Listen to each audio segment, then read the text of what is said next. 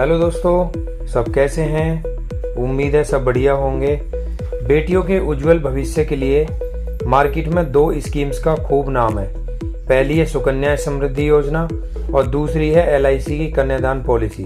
दोनों योजनाएं सरकार द्वारा संचालित हैं, इसलिए आपकी बचत के डूबने का कोई खतरा नहीं है। ऐसे में यह जानना जरूरी है कि किस में निवेश करें और किस में नहीं, ताकि मैच्योरिटी पर ज़्यादा से ज़्यादा रिटर्न मिल सके और हम अपनी ज़रूरतों को पूरा कर सकें। तो इस वीडियो में हम यही जानने की कोशिश करेंगे कि हमें कौन सी स्कीम में निवेश करना चाहिए और कौन सी में नहीं करना चाहिए। तो वीडियो को बिल्कुल भी स्किप ना करें, पूरी देखें। ऐसा ना हो कि आप आधी अधूरी जानकारी के अभाव में अपना नुकसान कर लें।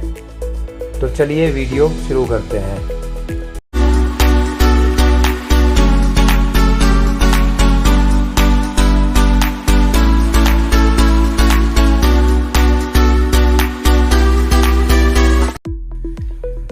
हेलो दोस्तों, मैं हूं धीरज भाटी और मेरे YouTube चैनल MB ज्ञान अकेडमी में आपका स्वागत है। सुकन्या समृद्धि योजना और LIC की कन्यादान पॉलिसी बेटियों के लिए दोनों काफ़ी लोकप्रिय स्कीमें हैं। इन स्कीम्स का मकसद बेटी की पढ़ाई और उसकी शादी के लिए माता पिता को बचत का जरिया उपलब्ध कराना होता है। यह कम और ज़्यादा दोनों इनकम वाले लोगों के लिए बेहद फ़ायदेमंद होती हैं। इनमें फिक्स्ड इनकम के साथ पूंजी की सुरक्षा की गारंटी भी मिलती है। दोनों में से किसी एक का चुनाव करने से पहले इनके बीच क्या फ़र्क है उसको हमें समझ लेना चाहिए।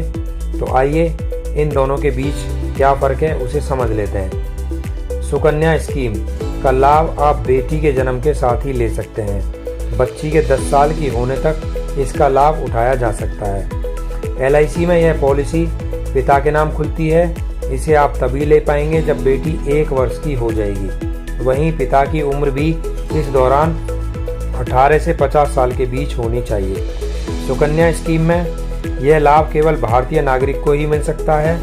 NRI इसे नहीं ले सकते। LIC की कन्यादान पॉलिसी को देश के बाहर का नागरिक भी ले सकता है। सुकन्या इस योजना में अधिक से अधिक आप सालाना 1.5 लाख रुपए तक की निवेश कर सकते हैं, लेकिन LIC में निवेश की कोई सीमा तय नहीं की गई है, अर्थात आप सालाना ज़्यादा से ज़्यादा निवेश कर सकते हैं। सुकन्या स्कीम योजना में खाता खुलने के 21 साल बाद आपकी स्कीम मैच्योर होती है। LIC में यह 13 से 25 साल तक मैच्योर पीरियड होता है। सुकन्या स्कीम्स में सम एश्योर्ड की सीमा आपके प्रीमियम अमाउंट पर निर्भर करती है, लेकिन LIC में सम एश्योर्ड की सीमा कम से कम 1 लाख रुपए होती है। इससे कम की पॉलिसी आप नहीं ले सकते। सुकन्या समृद्धि स्कीम में बीच में आप कोई लोन नहीं ले सकते, लेकिन LIC की कन्यादान पॉलिसी में लोन की सुविधा भी होती है। हालांकि इसके लिए कुछ नियम हैं। आपकी पॉलिसी कम से कम 30 साल तक चली होनी चाहिए। सुकन्या समृद्धि स्कीम में 10 साल तक पेरेंट्स को अकाउंट चलाना होता है।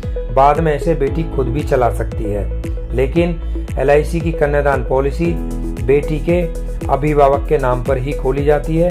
इसे अभिभावक को ही चलाना होता है। सुकन्या समृद्धि योजना के अकाउंट में जब खुला होता है तो उसके 15 साल बाद तक पैसे जमा करने पड़ते हैं। पहले 14 साल तक ही जमा करना होता था। LIC की इस पॉलिसी में कुल 18 साल तक पैसे भरने होते हैं। इस सुकन्या स्कीम में यदि खाता धारक अर्थात बेटी की मौत हो जाती है तो ब्याज दर के साथ जो पैसा होता है माता पिता को उसका भुगतान कर दिया जाता है। लेकिन LIC की इस कन्यादान पॉलिसी में यदि पिता की मौत हो जाती है तो उसे आगे का प्रीमियम माफ़ कर दिया जाता है और LIC अपने आप चलती रहती है। मैच्योर होने के बाद पैसे ब्याज दर के साथ भुगतान कर दिए जाते हैं। सुकन्या स्कीम्स में यदि पिता स्थायी रूप से विकलांग हो जाते हैं या मौत हो जाती है तो कोई रकम नहीं मिलती, लेकिन LIC की कन्यादान पॉलिसी में पिता स्थायी रूप से विकलांग हो जाते हैं तो आगे की किस्तें माफ़ कर दी जाती हैं। वहीं दुर्घटना में पिता की मौत पर 10 लाख रुपए का भुगतान भी कर दिया जाता है। और साथ साथ जब तक पॉलिसी मैच्योर होती है हर साल सम एश्योर्ड के हिसाब से उसके अकाउंट में हर साल कुछ पैसा बच्चे की पढ़ाई के लिए आता रहता है। अब इन दोनों पॉलिसियों में सबसे खास जो बात यह है कि जो LIC की कन्यादान पॉलिसी है उसमें बीमा कवर्ड होता है, लेकिन सुकन्या समृद्धि स्कीम में ऐसी कोई चीज़ नहीं है। इन चीज़ों में सबसे बड़ा अंतर यही है, तो वही चुनें जो आपके लिए बेहतर हो। इसलिए दोस्तों, जो स्कीम आपके सपनों को उड़ान दे और आपकी ज़रूरतों को पूरा करने वाली हो, आप उसी स्कीम्स में अपना इन्वेस्टमेंट करें। तो दोस्तों, ये वीडियो आपको हेल्पफुल लगी हो तो इस वीडियो को लाइक करें, शेयर करें, ताकि लोगों तक पूरी जानकारी पहुंचे। धन्यवाद।